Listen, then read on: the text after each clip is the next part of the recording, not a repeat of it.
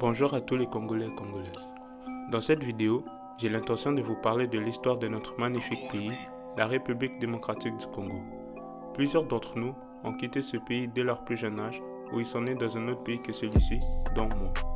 Parfois, ces gens ne connaissent absolument rien sur l'histoire de leur pays d'origine. Cette vidéo va vous permettre d'approfondir vos connaissances sur ce sujet. Tout d'abord, la République démocratique du Congo est située en Afrique centrale. La capitale de celui-ci est le Kinshasa. Le président est Joseph Kabila et le premier ministre est Bruno Tshibala. La langue officielle est le français et les langues nationaux sont le Lingala, le Chiluba, le Swahili et le Kikongo. Ce territoire national est très reconnu pour ses nombreuses richesses naturelles, mais malheureusement, elle n'en bénéficie pas. La cause principale de cela est due à la conférence de Berlin de 1985. Durant cette conférence, les chefs d'État des pays occidentaux se sont réunis afin de choisir un morceau de l'Afrique et de se l'approprier. Le roi Léopold II, l'ancien roi de la Belgique, a pris le Congo notamment pour ses ressources naturelles. Tous ces territoires l'appartenaient à lui seul. Après sa mort, ce pays a été cédé à la Belgique en 1908. Après plusieurs années, les habitants ont enfin décidé de se battre afin d'obtenir leur indépendance et ils l'ont finalement reçu. Le 3 juin 1960, Gaston Eyskens, le premier ministre de la Belgique, Patrice Lumumba, le nouveau premier ministre du Congo, Pierre Winnie, le ministre des Affaires étrangères de la Belgique, et Justin-Marie Bomboko, le nouveau premier ministre des Affaires étrangères congolaises, ont signé l'acte de l'indépendance. Joseph Kasavubu, le nouveau premier ministre congolais, et le roi Baudouin Ier, le roi de la Belgique, n'ont pas signé l'acte pour cause de fonctions protocolaires. Ce qu'il y a de spécial avec l'acte de l'indépendance congolaise, c'est qu'il n'y avait ni le sceau officiel, ni les armoiries nationaux, mais les Congolais avaient leur propre drapeau et leur hymne national intitulé « Debout Congolais ». Malgré que les Congolais ont obtenu leur indépendance, les hauts gradés dans l'armée congolaise étaient composés de Belges, dont leur général Emil Jensen. En plus de cela, les soldats n'avaient pas les mêmes droits que ceux-ci. Ils avaient une mauvaise condition de travail, ils étaient mal logés et ils souffraient de faim.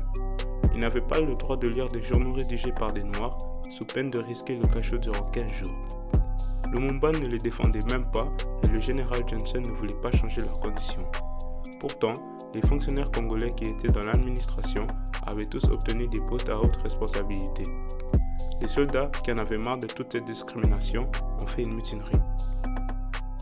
Cela est arrivé quelques jours après l'obtention de l'indépendance des Congolais. Durant cette mutinerie, les soldats congolais ont attaqué uniquement des soldats et des civils blancs. Afin d'arranger la situation, Lumumba a voulu les faire augmenter tous d'un grade.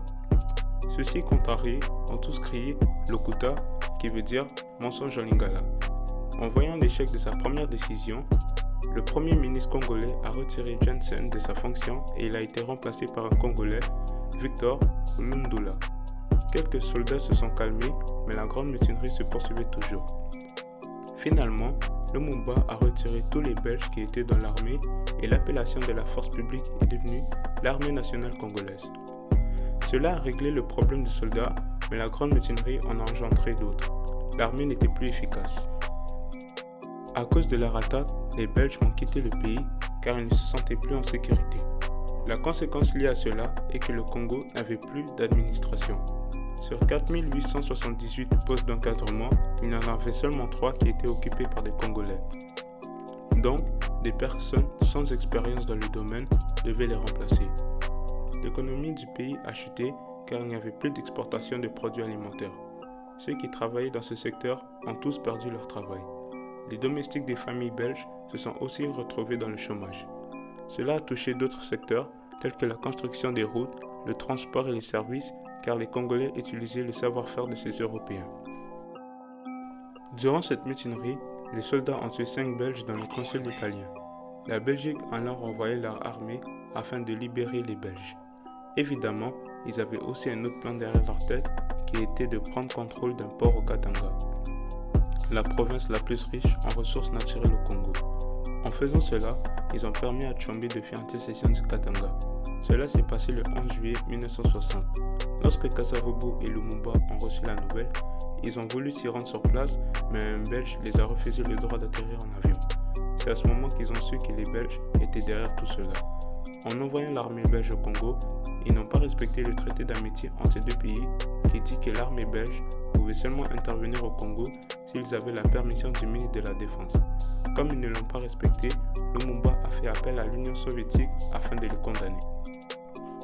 En août 1960, il y a eu la sécession de Kasaï par Albert Kalonji. Celui-ci s'est autoproclamé roi de cette région. Cela ne convenait ni à Kasavubu ni à Lumumba, car le Kasaï était une des régions minières les plus importantes du Congo. Il y a aussi eu la sécession de l'Équateur par Bolikango. Lui aussi s'est proclamé roi de cette région. Ces deux hommes ont fait des sécessions car ils voulaient se venger du fait qu'ils n'avaient pas reçu de poste ministériel. Étant contrariés, Lumumba a envoyé l'armée congolaise en Kasaï. Ils ont fait beaucoup de morts.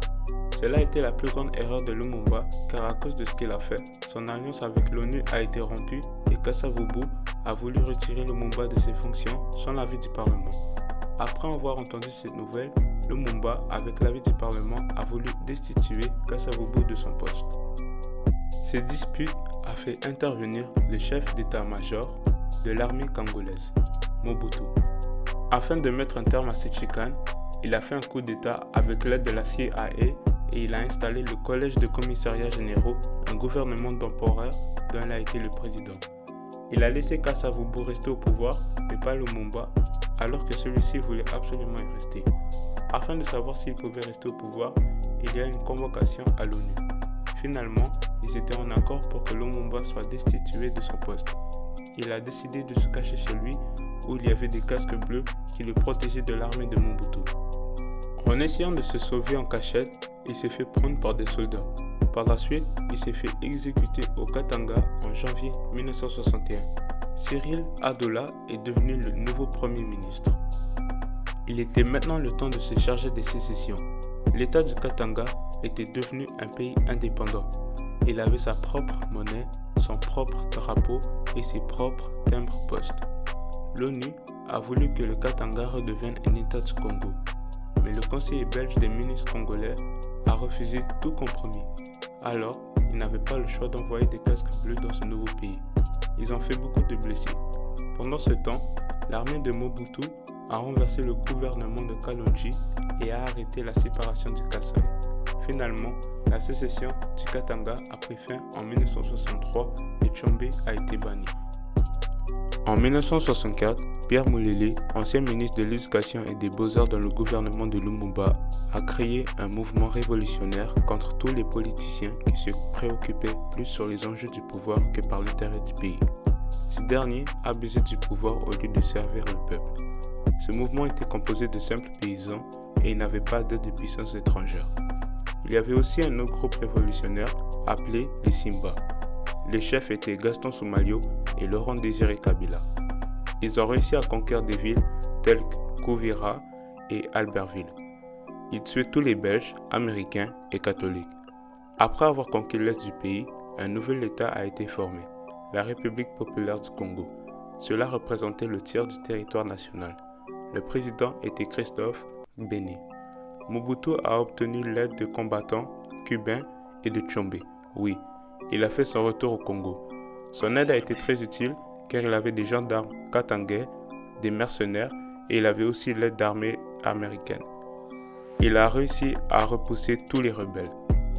En août 1964, la constitution de Louis Louisbourg a été adoptée par un référendum.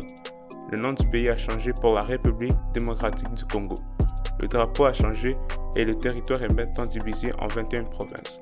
Tshombe est devenu Premier ministre, mais il a été remplacé par Évariste Kimba. En 1965, dans la nuit du 24 et 25 décembre, Mobutu a fait un coup d'État et il a renversé le gouvernement de Kasavubu. Il s'était autoproclamé président de l'État. Kasavubu s'est exilé dans sa région natale et Tshombe en Espagne. Alors qu'il allait revenir au RDC, il s'est fait enlever et il a été condamné à mort dans une prison à Alger, en Algérie. C'est cet événement qui marque la fin de la Première République et le début de la Deuxième. En 1966, Évariste Kimba a été destitué de son poste. Afin de se venger, lui et 3 autres de ses compagnons ont préparé un coup d'État pour renverser Mobutu, mais leur plan a été déjoué par des soldats. Afin de montrer de quoi il était capable, Mobutu les a pendus publiquement. depuis ce jour, tout le monde le craignait. La même année, l'appellation de la ville de Léopoldville a changé pour Kinshasa. En 1967, il a fait adopter une nouvelle constitution. Désormais, la République démocratique du Congo était devenue un État à parti unique. Le parti en question est le Mouvement populaire de la Révolution fondé la même année. Mobutu avait tous les pouvoirs, législatifs, exécutifs et militaires. La démocratie a été remplacée par la dictature. Le nouveau président a changé la monnaie pour le Zaïre. Elle valait plus que le franc congolais. Elle équivalait à 100 francs belges, tandis que le franc congolais valait 0,10 francs belges. Tout le monde l'admirait, mais il y avait des étudiants qui n'étaient pas d'accord avec les décisions prises par celui-ci. Ils ont fait une manifestation.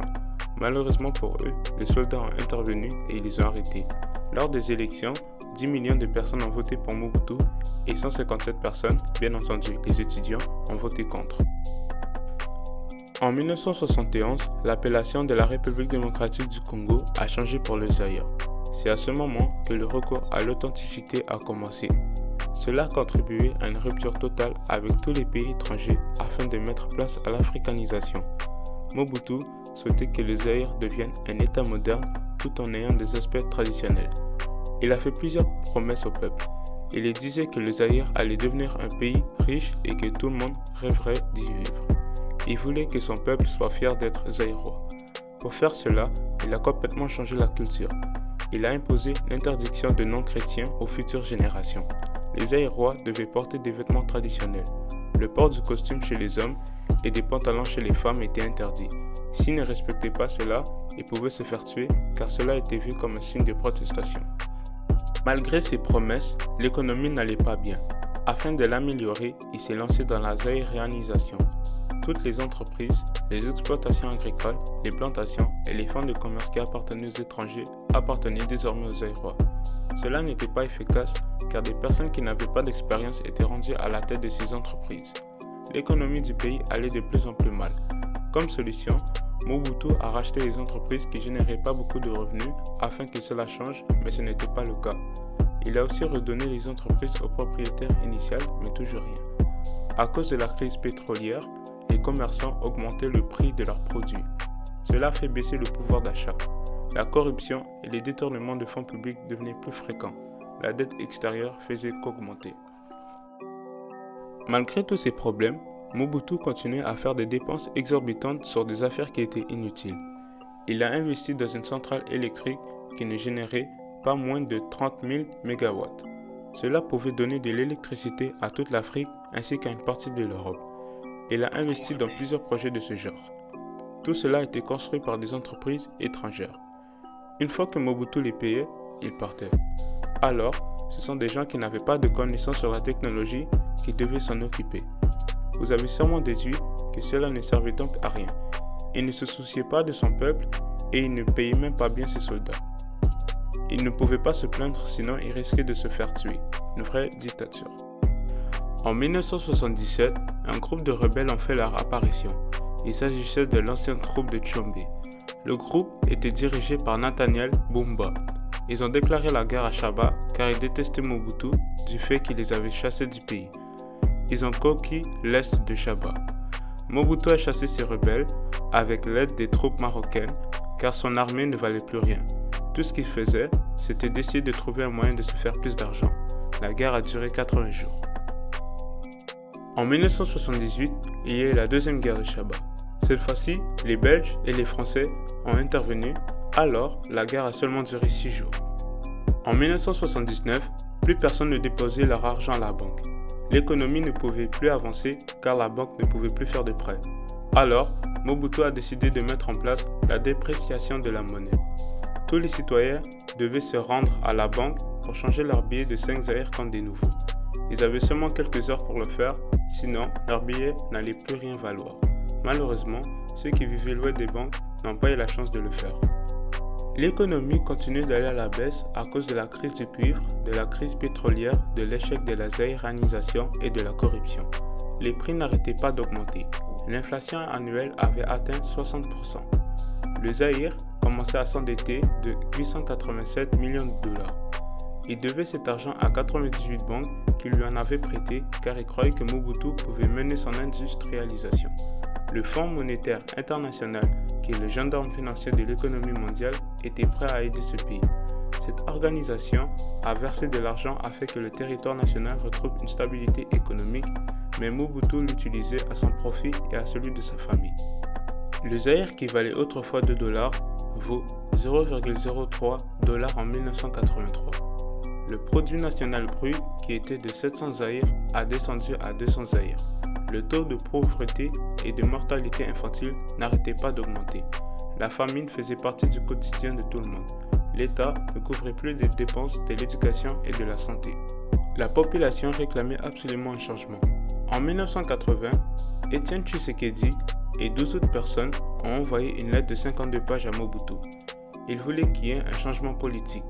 Ils ont fini par se faire arrêter. En 1982, il y a eu la fondation de l'Union pour la démocratie et le progrès social, un parti politique d'opposition fondé par Tshisekedi après sa sortie de prison. C'est qu'en 1990 que la population a pu obtenir ce qu'il cherchait tant. Le Zaïre allait se démocratiser. Fin de la dictature et de l'État à parti unique.